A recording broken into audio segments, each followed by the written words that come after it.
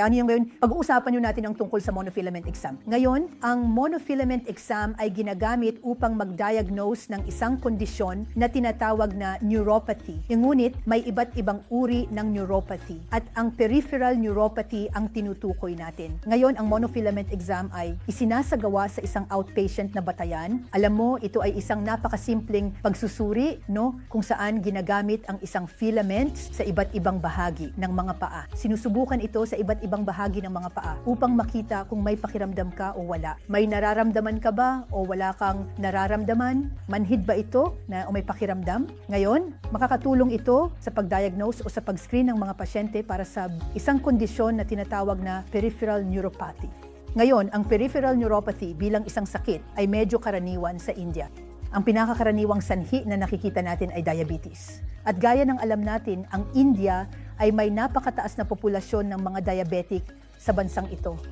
Ngayon, lalo na sa mga pasyenteng may hindi kontroladong diabetes, napakataas ng tsansa ng peripheral neuropathy. Ngayon, mas mabuti na magtrabaho sa dieta, pati na rin sa mga ehersisyo at panatilihing fit ang ating sarili, pati na rin ang pagpunta sa regular na pagsusuri upang alam mo ang mga kondisyong ito ay maagang matukoy at magamot.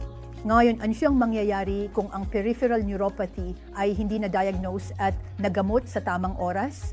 Maaari itong magdulot ng, siyempre, pamamanhid na mas karaniwan sa mga paa. Kaya't kadalasan ang monofilament exam ay ginagawa sa mga paa.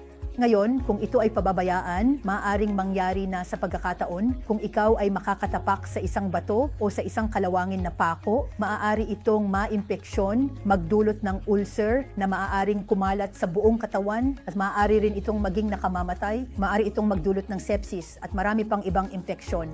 Kaya't mas mabuti na laging bantayan kung ano ang kalagayan ng iyong mga paa at alagaan ang iyong mga paa, lalo na sa mga may diabetes. Ngunit hindi lamang sa mga may diabetes, kundi pati na rin sa lahat. Dahil tulad ng sinabi ko, bukod sa diabetes, mayroong maraming iba pang sanhi ng peripheral neuropathy. Maaari kang magkaroon ng kakulangan sa bitamina. Lahat ng ito ay maaaring matukoy sa pamamagitan ng regular na pagsusuri, regular na health checks, na lahat ay inaalok sa Apollo Hospitals, Bangalore.